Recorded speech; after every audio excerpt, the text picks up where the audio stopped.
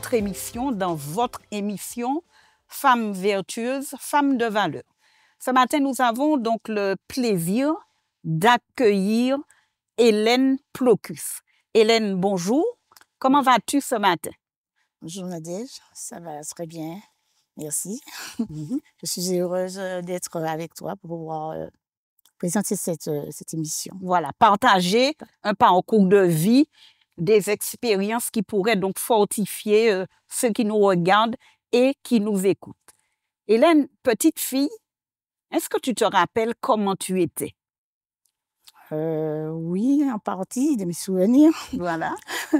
Je me rappelle que j'étais une petite fille plutôt timide, calme, parce que au fait, j'ai vécu à la campagne, entourée d'une fratrie de 10, on était à 10. Wow. Et ma mère, quand elle partait, c'était les grands. Je suis la 6e de cette fratrie et les aînés s'occupaient des plus petits. Et je gambadais à la campagne, à la source avec mes frères. Je faisais de l'eau, à la rivière quand maman y allait pour faire la lessive. Et vraiment, je peux dire que j'ai eu une enfance quand même agréable jusqu'à l'âge de 14 ans où maman a déménagé, elle est descendue vers Fort-de-France. Voilà. Est-ce que ça a été vraiment une cassure de passer de la campagne à la ville? Comment tu as vécu cette transition? C'était un peu difficile. La campagne m'a manqué parce que avec les arbres fruitiers, parce que quand maman faisait la cuisine, eh bien, surtout, j'aimais pas le fruit à pain. Et donc, on passait notre temps à manger les fruits des voisins. Donc, c'était bien. Quand je suis arrivée à Fort-de-France, c'était plus la même vie. On s'est retrouvés chez soi, à ne pas sortir. Il n'y avait pas la nature. M'a manqué un peu. Mais après, je me suis adaptée petit à petit. À ton environnement? Oui, oui. Est-ce que tu aimes le fruit à pain maintenant? Pas du tout. Donc, Je peux en manger. Ça peut arriver. Je mange. Mais c'est pas ton légume préféré, on dirait. préféré. Voilà. Hélène, dis-moi quelle valeur, comment donc votre éducation a été donc articulée et autour de quelles valeurs? Principalement. Principalement, le respect. Maman y tenait beaucoup. Respecter les adultes, nous respecter les uns les autres. Et si je dois ajouter une autre valeur, il y a la politesse. D'accord. Il ne fallait pas passer sans pas dire soit saluer le voisin. Et puis, il fallait obéir. Il y avait l'obéissance qui était clé. Et donc, maman nous a donné des bonnes valeurs que j'ai gardées et que justement que j'ai transmis à mes enfants. Et jusqu'à maintenant, je garde encore. Voilà. À 14 ans, donc tu arrives donc à la ville, comme on dit. Comment cette adolescente, cette jeune fille, elle s'intègre donc dans cette vie donc de la ville? Et j'ai envie de dire, sur le plan de la scolarité, comment tu évolues? Sur le plan de la scolarité, c'était un peu, je dirais, un petit peu difficile. Donc, ma mère m'a scolarisée, j'étais en 5e. Et là, ça allait, mais ma mère rencontrait beaucoup de difficultés financières. D'accord. Donc, à faire face pour le matériel scolaire, tout. Et j'avais déjà compris qu'il fallait que je me débrouille tôt pour pouvoir aider ma mère, ce que mes grands frères faisaient déjà. D'accord. D'accord? Est-ce que tu avais souhaité faire un métier? Est-ce que tu avais donc un métier en vue? Est-ce que tu avais une fibre particulière pour tel ou tel métier? Ou bien comme tu as dû te débrouiller, tu as donc accepté ce qui venait? Oui, je voulais depuis très jeune être sage-femme, mettre les enfants au monde, c'était ça ce que je voulais. Mais par rapport, comme je te disais, par rapport à la situation financière de ma mère, j'ai compris qu'elle ne pouvait pas. Donc, j'ai tout abandonné. J'ai abandonné les études normalement à l'âge de 16 ans. Et je me suis mise à chercher du travail, à apprendre ce que je trouvais. Pardon. D'accord. Et tu as terminé donc ta carrière professionnelle dans quelle branche? En tant que actuellement là, je suis en tant qu'aide à domicile, D'accord. auxiliaire de vie. Est-ce que tu as des regrets? Est-ce que des fois, tu pourrais en vouloir, je ne sais pas à qui, parce que tu n'as pas eu les moyens pour te réaliser? Ou bien est-ce qu'après, tu t'es dit, il faut vraiment que tu batailles pour donner à tes propres enfants les moyens de réaliser leurs rêves? Oui, j'ai eu quand même un petit coup de cœur parce Mmh. que c'est ce que je voulais faire, mais après je me suis dit: elle ne pouvait pas, hein, Voilà. voilà Mmh. et grâce à Dieu, j'ai pu quand même pouvoir, s'occuper de mes enfants parce que j'ai 4 enfants. Mmh. J'ai 4 enfants, 3 garçons et une fille et c'est exactement ce que j'ai pensé, ce que tu dis. Je me suis dit: «Je veux donner Les les moyens. moyens à mes enfants pour qu'ils puissent réussir». Voilà. Voilà. Mmh. Et qu'est-ce que tu penses, Hélène, de ce qu'on pourrait appeler la réalisation personnelle? Ce n'est pas que dans le métier, mais qu'est-ce qui peut donc faire dire à quelqu'un qu'il s'est pleinement réalisé en dehors, tu vois, de la voie professionnelle? Parce que je suis convaincue que tu t'es réalisé autrement. Est-ce qu'il y a une rencontre particulière dans ta vie qui t'a permis de te réaliser? Parce qu'on te voit bien épanoui aujourd'hui. Oui, la meilleure rencontre, qui m'a permis de m'épanouir, Mmh. c'est ma rencontre avec mon Dieu, D'accord. avec Dieu parce que Mmh. à l'âge de comme je te disais, de 15 ans, je suis arrivée Mmh. et il y avait, ma grande tante.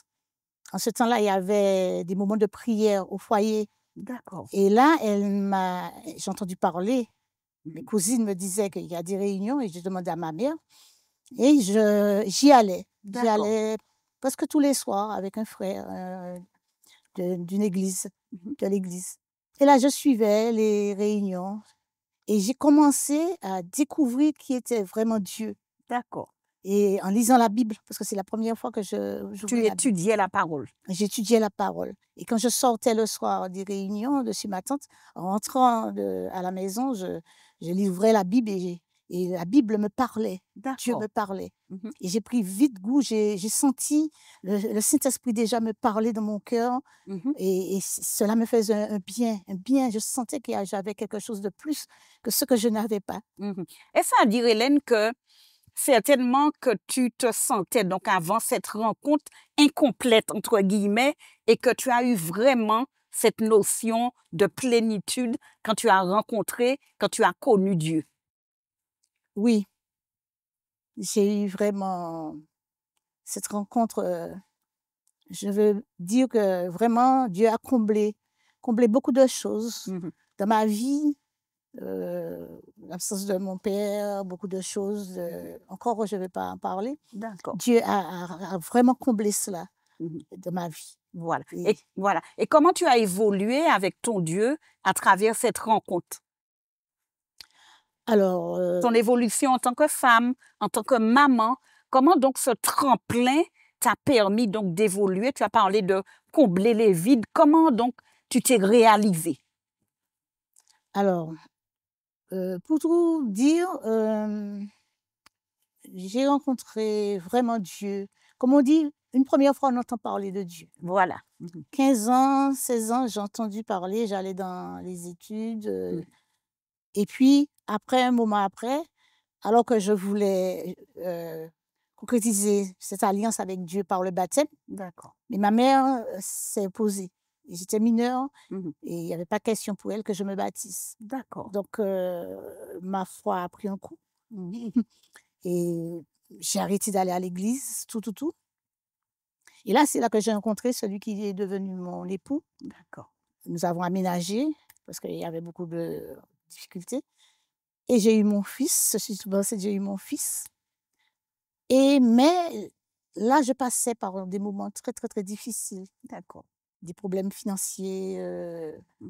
sentimentaux, Mmh. ça n'allait pas et je sentais Dieu qui me parlait, mais je ne savais quoi faire parce que je l'ai connu quand même à l'âge de 15 ans, 15 ans, 16 ans. voilà. Mmh. Je l'avais abandonné, comme je peux dire, je lui ai tourné le dos, si je peux m'exprimer ainsi D'accord. Mais lui, il et n'a pas arrêté de te chercher. non, il n'a pas arrêté de me chercher. Justement, je t'explique. Un soir, alors que ça n'allait pas du tout, que je me sentais pas bien du tout moralement, je m'endors et pendant mon sommeil, je rêve, je fais un rêve. Je vois Jésus qui revient sous les nuées du ciel, avec les trompettes, avec les anges, mais d'une beauté éclatante, extraordinaire. Et je me lève et je me dis, dans le rêve, je me mets debout, Jésus revient. Et je vois des sépulcres qui s'ouvrent, des personnes qui montent. Mais ce qui m'a attiré mon attention, c'est que Jésus avait les yeux fixés sur moi. Mais il me regardait avec une attention, avec beaucoup de compassion et d'amour, comme pour me dire quelque chose.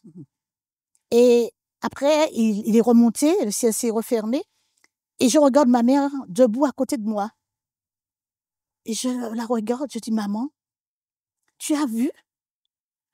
Si tu m'avais laissé continuer, tu m'avais laissé aller avec Jésus, tu vois, aujourd'hui, je serais sauvée. Et je tourne le dos à ma mère et je commence à marcher. Et je me réveille. D'accord. Et quand je me réveille, j'ai les larmes qui coulent. Et c'est vraiment là que j'ai rencontré mon Dieu. D'accord. Je me suis mise à genoux, je lui ai demandé pardon, et puis je lui ai dit de me donner les clés suffisantes pour pouvoir avancer avec lui. Et c'est comme ça que j'ai repris mon cheminement. D'accord. Mon cheminement avec lui à l'âge de 22 ans. D'accord. Et comment tu as pu donc témoigner de cette rencontre au sein de ta famille, auprès de tes enfants, auprès de ton époux? Comment tu as partagé ta foi? J'ai partagé ma foi avec, comment te dire, avec beaucoup d'assurance. Parce que pour moi, cette fois-ci, c'était la bonne. Il ne fallait pas rater cette opportunité que Dieu me donnait de pouvoir encore, cet amour qu'il me manifestait. D'accord. Donc, pour moi, c'était quelque chose d'essentiel et jusqu'à maintenant. Et je le dis toujours à mes enfants, à mon époux, et ils savent que Dieu dans ma vie, c'est toute ma vie, au fait, Dieu. Dieu, c'est toute ma vie, c'est mon Seigneur et mon Dieu. Et je ne peux pas passer quelques secondes sans ne pas lui parler, sans ne pas parler de son amour. Voilà. Retiens ton souffle. Nous allons donc continuer de partager avec toi ce parcours de vie. Femme vertueuse, femme de valeur. Nous retrouvons Hélène dans quelques minutes.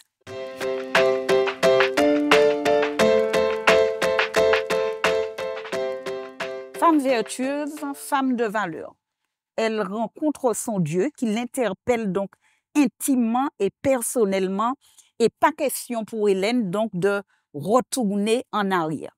Hélène, dis-moi finalement, quelle expérience que tu as pu donc vivre avec ce compagnon, ce sauveur qui te fortifie encore et qui te permet donc de garder le cap, j'ai envie de dire. Beaucoup d'expériences avec mon Dieu. Mais celle que je vais vous raconter, c'est une expérience vraiment formidable et que je n'oublierai jamais. Voilà, en 2001, je suis tombée malade, très malade, gravement. J'ai été transmise aux urgences. On m'a diagnostiqué une embolie pulmonaire. Waouh! Et là, hospitalisée avec, vous savez, tout ce qui en Tout le s'ensuit, protocole, quoi. le protocole. Mais malgré tout, j'avais une souffrance terrible, terrible. Même le personnel soignant n'arrivait pas à diminuer ou à calmer. Et là, dans ma souffrance, je tenais tête et je disais, ça va aller, Hélène, ça va aller, tu tiens bon, ça va aller moi-même. Mais plus je luttais avec la souffrance, je gardais espoir que je vais me sortir, mais plus je sentais que ça n'allait pas. Le corps ne répondait pas. Le corps ne répondait pas. J'avais l'impression que la vie même me laissait. Ah, d'accord. Et ne pouvant plus, parce que là, j'étais arrivée à un moment où j'étais très, très fatiguée. J'ai dit, Seigneur, je me suis battue suffisamment. Maintenant, je lâche prise et fais ce que tu voudras de moi. Fais selon ta volonté. Si tu veux me prendre, je sais que tu vas t'occuper de mes enfants, particulièrement ma fille avec 7 ans. Et puis plus rien.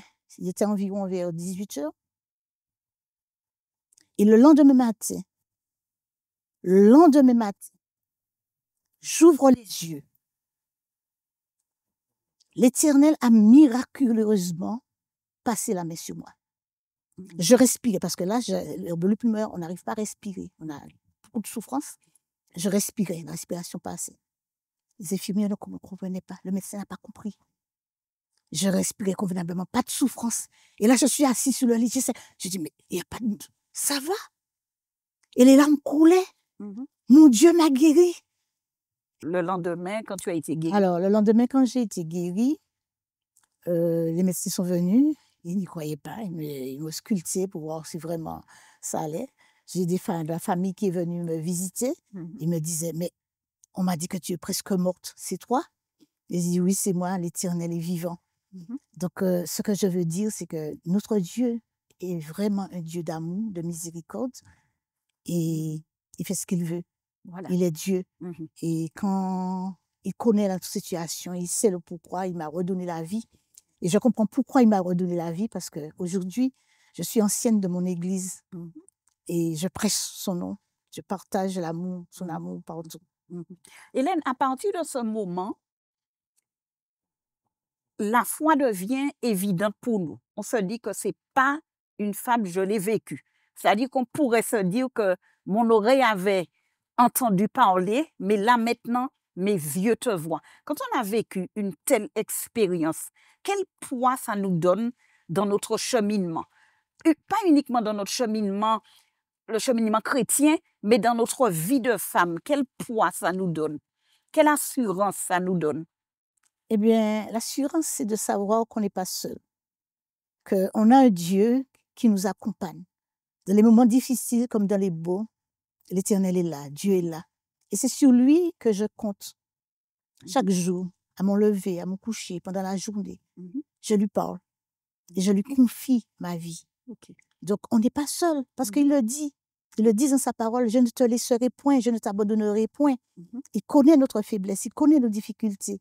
Ce que Dieu veut, au fait, c'est que nous nous remettons à lui, que nous prenons conscience, parce que ce qui s'est arrivé à l'hôpital, tant que je m'accrochais à moi-même vouloir à tout prix, mais du moment que j'ai tout lâché, eh bien, Dieu a pris le relais. Et c'est exactement ce qu'il faut faire, le laisser prendre le relais. Et avec ce témoignage que tu as, comment aujourd'hui tu encouragerais un malade, et on est dans un monde où il y a beaucoup de maladies, beaucoup de découragement, comment tu encouragerais ou comment tu encourages les malades? Donc, je dis à tous ceux qui souffrent, à travers leur souffrance, Dieu entend. Mais il y a quelque chose, c'est que nous devons nous soumettre à la volonté de Dieu. Mais Dieu est le Dieu qui est capable encore de faire des miracles et de guérir. Dieu n'a pas changé. Il est le même. Donc, si on garde confiance en lui et si c'est sa volonté, il faut toujours lui demander. Parce que Dieu, c'est un Dieu de vie, de guérison. On demande, parce qu'il a dit de demander. Et lui, il agit, pas comme nous, mais selon sa volonté. Voilà. Tu as parlé donc du lâcher-prise. À quel moment il faut lâcher prise? C'est vrai qu'on bataille, hein? On veut survivre, mais tu as parlé du lâcher prise. Est-ce que c'est quelque chose que tu as encore expérimenté après, à travers une autre expérience, lâcher prise? Il est tellement difficile de lâcher prise. Oui, je vais te dire, c'est vrai, parce que je devais déménager, je cherchais un logement. Mais j'avais déjà mon deuxième garçon, il était bébé, et le propriétaire m'avait demandé la maison assez rapidement. Et moi, je me réveille un matin et je dis à Dieu, elle m'a donné une semaine pour lui donner sa maison. Où est-ce que je peux trouver une maison? Alors le Seigneur, j'entends la voix qui me dit, pars. Et je prends mon bébé, mon fils était à l'école, et le bébé, je pars avec lui. Et quand j'arrive dans une intersection, je crois que je devais aller à droite ou à gauche, la voix me dit, va à droite, descends. Et quand je descends, je rencontre des jeunes filles qui étaient près de la rue et je leur demande s'il y a un endroit où il y a des maisons à louer. Ils m'ont dit justement, vas-y, parce que la propriétaire n'a pas l'habitude d'être là tous les jours, parce que c'est la voisine qui s'occupe. Elle est de Gros-Molles, c'est une sœur. Va la voir et puis tu iras avec elle. Effectivement, je suis le conseil, je vais voir la propriétaire. Elle me dit oui et tout ça, elle me donne le prix de la maison, du loyer. Et je n'ai pas dit non, tout en sachant que je ne peux pas, mon mari et moi, nous ne pouvons pas faire face au prix. Alors, je retourne et il me dit, je veux voir mon mari qui est au travail et demain, je ramène la réponse par la voisine. Et tout en revenant de chez moi, je suis un peu triste et je parle à Dieu. Mais je ne pouvais pas payer ce loyer. Et pourtant, tu n'as pas dit non. Et pourtant, je n'ai pas dit non. Alors, quand mon mari arrive le soir, je lui dis, il me dit, mais non, mais tu sais très bien, c'est pas possible. On ne pourra pas payer ce loyer-là. Et le lendemain, je retourne comme prévu pour voir la voisine. Et la voisine appelle la propriétaire pour moi. Et elle me dit, ton mari est d'accord pour prendre la maison? Je lui dis, oui, on aurait bien voulu, mais le loyer est trop cher. Et elle me dit, dis-moi combien tu peux me payer. Je dis, quoi? Ne t'embête pas. Ne te force pas si c'est 100 €, 200 €. Dis-moi ce que tu peux me donner parce que cette maison-là, elle est à toi et à ta famille.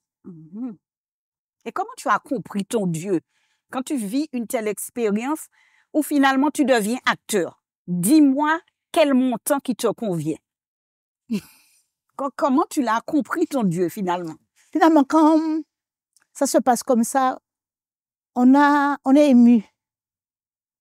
Je suis émue et je me dis, Seigneur, j'avais entendu parler de toi, mais je t'ai connu maintenant.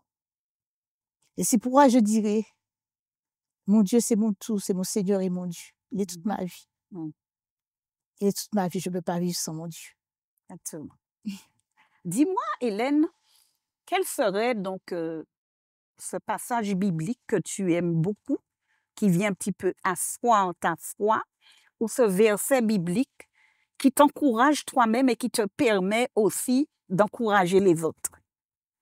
Quand je passais par des moments très difficiles, j'ai eu ce verset Isaïe 41, le verset 10, qui dit « Ne crains rien, car je suis ton Dieu, je viens à ton secours. Je te soutiens de ma voix triomphante. » Et je le répétais souvent. Et j'ai aussi le 101 du recueil qui disait « M'aimant, quand la route est obscure, Jésus s'approche et me rassure. » Voilà. Et ce n'est pas une histoire, ce n'est pas une femme. Non. Tu l'as vécu. Je l'ai vécu. Ce n'est pas un mythe, ce n'est pas des fables de La Fontaine. Je crois que Dieu est réel, il est vivant. Et si quelqu'un doute encore de la présence de Dieu, qu'il y ait un Dieu, je lui dis de ne pas douter parce que le Dieu qui a créé le ciel et la terre, il est bien réel, il est vivant, il n'est pas trop loin, c'est un Dieu de proximité. Tu es mère de famille. Je sais que l'éducation devient, tu vois, un véritable défi.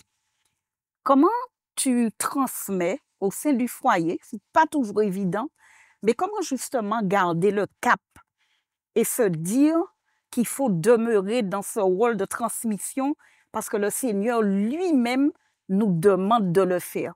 Comment tu le vis? Après, il y a des échecs, bien entendu. Bien sûr. Peut-être ce qu'on pourrait appeler échec. Comment tu as fait ça, ce moment, l'éducation de tes enfants? Comment? L'éducation des enfants, ça a été quand ils étaient petits, avec le culte. Voilà. Tous les matins, il y avait le culte, le soir, ils n'aimaient pas ça, mais il fallait le faire. Je les ai tous appris à connaître le vrai Dieu. Voilà. Et jusqu'à maintenant, ils ont grandi, ce sont des adultes maintenant. Mais je me dis, ce ne sont pas seulement les paroles, ni le fait de faire le culte, mais c'est le témoignage. C'est ce que je dégage, au fait. L'exemple. Voilà. L'exemple, l'amour. Je ne peux pas dire à mes enfants de faire et moi, je ne fais pas. Ou être une maman méchante et puis par rapport à ce que je dis. Et leur parler d'amour, par exemple. Leur parler d'amour et puis moi, je ne leur donne pas de l'amour. Donc voilà, je pense que la meilleure des choses, c'est le témoignage, l'exemple dans le foyer de la maman, non seulement avec mes enfants, mais aussi avec mes petits-enfants. Voilà. Et en général, quel message tu aurais, Hélène, pour les jeunes? On ne va pas les moraliser, on l'a déjà dit, mais quel message d'encouragement tu aurais pour eux? Ils ont beaucoup plus de défis à relever que toi, certainement. Quel serait ton message pour eux? Tout à fait. Nos jeunes, surtout d'aujourd'hui, rencontrent beaucoup de difficultés. Le monde va mal. L'ennemi ne leur donne pas de répit, il faut le dire, c'est ça. Donc, ce que je peux leur dire, c'est de croire, de marcher par la foi et non par la vue. De croire qu'il y a un Dieu qui est là avec eux et de ne surtout pas interrompre cette relation avec Dieu. De croire qu'il est là. Une fois qu'ils auront commencé à expérimenter l'amour de ce Dieu, ils verront beaucoup de choses. Beaucoup de choses dans leur vie va être transformée. Parce que Dieu est un Dieu d'amour. Il le dit dans sa parole qu'il a tant aimé le monde qu'il a donné son Fils unique afin que quiconque croit en lui ne périsse point, mais qu'il ait la vie éternelle. Donc Dieu est un Dieu d'amour, c'est l'essence même de l'amour. Mais si dès quelquefois nous avons des situations difficiles, par exemple, c'est parce que la plupart des fois, c'est nous qui nous reculons. Puisque Dieu, le verset qui dit que les bras de Dieu ne sont pas trop courts pour nous sauver, ni son oreille trop dure pour nous entendre. Mais ce sont nos péchés qui mettent une barrière entre Dieu et nous.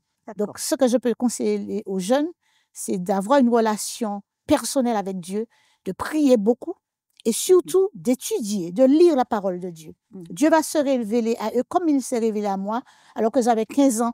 C'est par rapport à la lecture de la parole de Dieu que j'ai appris à connaître qu'il y avait un Dieu qui m'aimait, qui était au-dessus de ma mère, qui m'aimait plus que ma mère, plus que tout au monde.